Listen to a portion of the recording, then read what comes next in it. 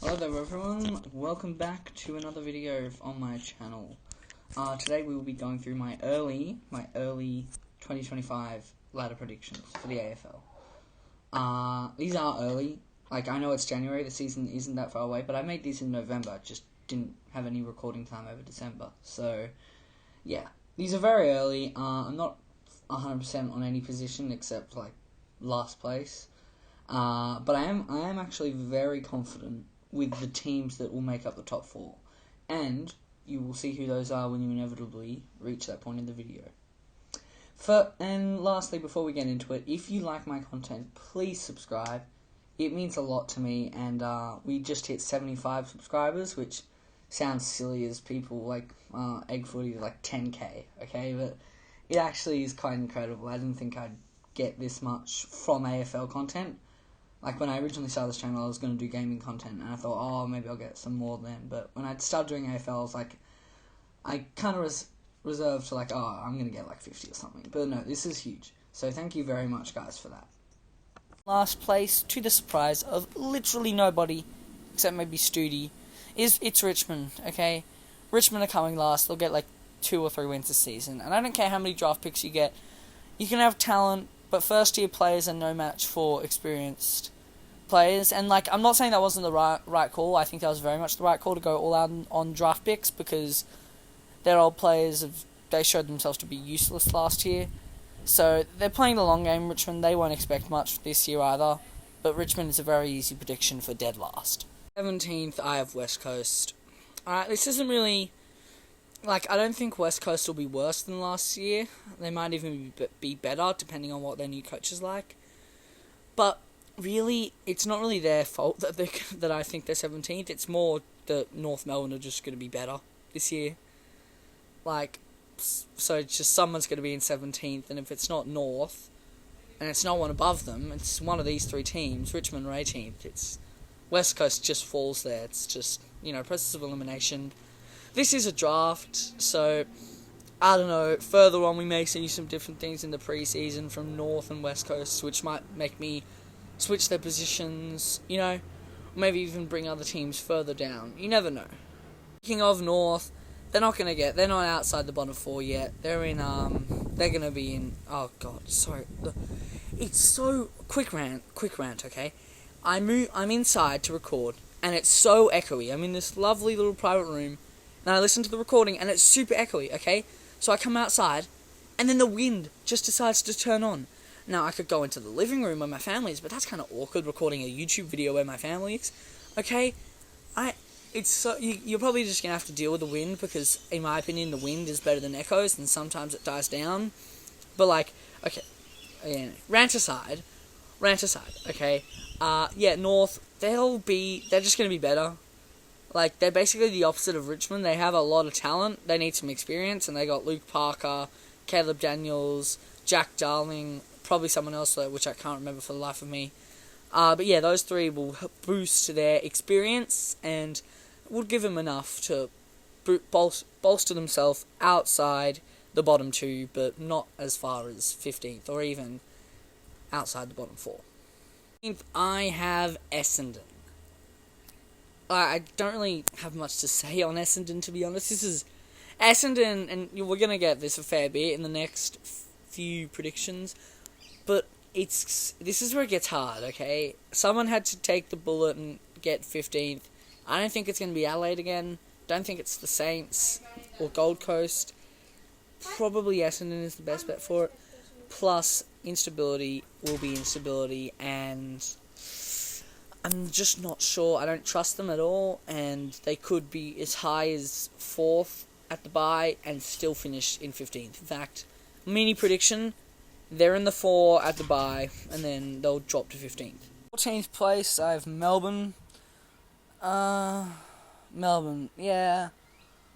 In theory, they should be better, and this is where it gets really hard for me, at least, because I'm certain about my top 4.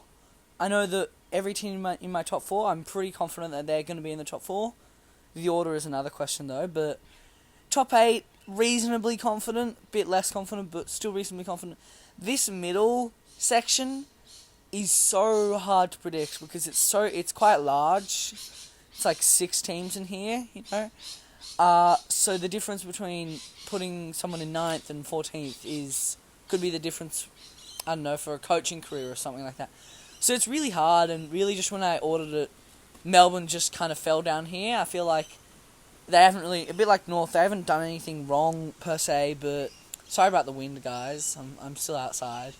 Yeah, they haven't done anything wrong. The other teams I feel are going to do more right than Melbourne. Again, apologies about the wind, the birds, the background noise. You're going to have to get used to that for this video. I'm going to see if I can find like an area inside where I can record, but for now we're just going to have to deal with the wind. But yeah, in saying that, Adelaide are 13th and Matty Nix is screwed. He's gone. Matty Nix is gone after this season if Adelaide finish 13th, and I think they will. They're not very particularly good. They have a good list. They should be making finals. They seem to like choke. I mean, that's a bit rich coming from me as a Swans fan, but they seem to fail under all sorts of expectations. A bit like Gold Coast. Like, they were expected to play finals last year. Some even had them in their top 4. They missed out. Alright? And maybe they'll do good. They did 2023. No one was expecting Adelaide to be to contend for finals, and they did. So maybe they'll do good, but I don't think they're going to do very good. They'll be better than last year, not bottom 4 by any shot, but still, yeah. 13th for Adelaide. I have St Kilda. I kind of feel bad for putting St Kilda here. I really think they could make finals. They could do it.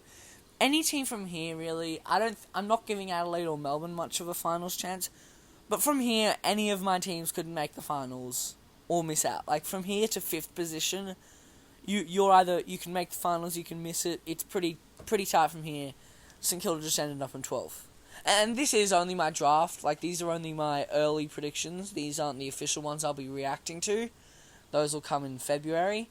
But yeah, I don't feel too confident that St Kilda are going to be able to get the job done. They don't have much pressure, so it's really, the ball's in their court. They could do it. I don't think they will. They'll be good at the very start of the year, terrible during the middle, and then good at the end again. Bit like last year, but, you know, yeah, pretty much last year's season for St Kilda. In 11th, I have the Dogs. A bit like St Kilda, I kind of feel bad for putting them here. I feel like they made finals last year, so they could do it again, but there were just 10 teams that I think are going to be better than them, and I don't rate Beveridge, and they did lose a few players, so a slide isn't that unprecedented, but it won't be a very big slide. 10th, I have the Suns. It's another team that really should be making finals, but I don't know, this is only the first draft after all. Like, I'm making another one in February. Things are going to change, okay? Opinions on teams will change, and I'm pretty sure one of St Kilda, Dogs, Suns, or Carlton is going to be in the 8 in my next version. Okay, this is the draft after all, but the Suns, they're doing everything right, really. Like, I feel like they're doing everything right. They're just not beating the teams in front of them. Like, you know what I mean? Like, I think their away hoodoo, that's not really a thing. They won 2 away games at the back end of last year. Their motivation, yeah, it's pretty decent. Dimmer's good coach, after all. I think they're just going to run into the brick wall of beating up the bad teams, falling to the good teams. You know what I mean? In the unlucky 9th position, we have probably the most controversial pick on the list. I don't think that Carlton will be playing finals this year. I know this is the toughest omission, but when you think of all the other teams above, I can really only think of one team that I could swap out with, and that's my 8th team. But yeah, like, I just don't see Carlton beating out teams in front of them. Like, Carlton and the Suns, I'm roping them in the same book with they'll beat up the bad teams, they'll get the occasional win over the good teams, but they won't do enough to make finals when push comes to shove. It'll be a really close season, I think, but these two teams just won't do enough for me. To the top 8, In 8th position, I have Port Adelaide. Port Adelaide finished 2nd last year and had a huge drop-off in the finals, winning one game against the Hawks, which arguably was one of the best games of the year, which I probably should do a ranking of. Might do that, you never know. Back on track. And then they fell to the Swans and the Cats pretty badly. So I think that'll weigh in. They also lost Houston. Yeah, Houston. They lost Houston. He's like a really good halfback. So that's going to hurt them more than... that's going to hurt them a lot. So it'll be easier to score against. And, I think they picked up someone from Gold Coast. Can't remember his name for some reason. Yeah, I'm an AFL YouTuber. I can't remember everyone's name. Okay. Port Adelaide are in 8 for me. They just... They'll teeter. They'll spend like half the season in the 8, half the season out of it. You know, sort of like Carlton, except Carlton will finish outside, Port will finish inside. 7th, I have Fremantle, who will make it this year. A bit like Port, but better. Just Port, but better. They'll be in and out of the 8 the whole year, and then they'll just end up in 7th. Might even spend time in the 4, you never know, with Fremantle, but... Yeah, Port, but one position better, really. Not much else to say about Fremantle. 6th, I have Collingwood, and I feel like this is going to be the last year they'll be contending before a rebuild happens. They have a lot of old players. I think the oldest list in the comp. Not 100% sure, but yeah. They'll be contending. They'll finish 6th. I couldn't bring them to put them in my top 4, and 6th just felt like a lot better than 5th. 5th felt too high. Anything under felt a bit too low to put them. This is only my draft, after all. This is the list. I've had this list since end of November. I just haven't had time to record over the Christmas break. But yeah, Collingwood will finish 6th, somewhere around there. You know, they'll be playing finals. They'll probably make it to the semis or something like that, and then they'll fall to one of the top 4 teams, who are all really good. The top 4 teams are, I'm locked in on the top 4, really. I have no clue what position they'll be in, but the top 4 are the top 4. We aren't at the top 4 yet. We are at 5th position and at the GWS Giants. Just missing out on the 4. Even though they finished terribly at the end of last year, and they had the whole wacky Wednesday thing with the scandals and suspensions, all that sort of stuff. I think they'll do enough to make it 5th. Not the top 4 this year. The other teams in the top 4 are just too good. Giants in 5th. Not much to say. I think Tom Green will be an absolute beast this year, and they'll have a few really standout players: Sam Taylor, Jesse Hogan, Tom Green, Lockie Whitfield, and then everyone else will just be a little bit carried by those guys, but they'll do enough. The whole team will do enough to make it to 5th. Out the top 4, we have Hawthorn. Now, this top 4 could literally go in any order. These 4 teams, I could have just spun a wheel and I would have been just as happy with the result. It's really subject to change, this top 4. And I don't think I'm going to be solid on the actual positions of the top 4, but in saying that, the teams that make up the top 4, I'm really solid on. These teams are going to be in the thick of it, so to speak. Yeah, Hawthorn, after their massive breakout 2024, I think they'll back it up. They'll not with a minor premiership or anything ridiculous like that, but they'll back it up enough. They'll back it up to make the 4, and they'll be playing at the pointy end, prelim finals, maybe even a granny. You never know. I don't think they'll choke in the finals again. Basically, I don't think they'll go out in straight sets. If they do make the 4, which I think they will, they're not really that sort of team. They'll bounce back if they lose a qualifying final. But yeah, Hawks in 4th. In 3rd place, I have my team, the Sydney Swans. After the horror show that was the 28th of September 2024, I think we'll bounce back enough to make it to 3rd place. Give ourselves another shot at the glory. Realistically, I think we'll make it to a prelim and lose, but, I can dream, but I think 3rd is actually a reasonable position. After 2022, we dropped to 8th. Number 1, injuries. Number 2, young team. Can't bounce back from a thrashing. I think also the change, that's not a bad thing. That's a good thing, because basically Cox was there. Cox has been there for so long. It's just it's sort of like a fresh coat of paint on the top of a really sturdy house or something like that.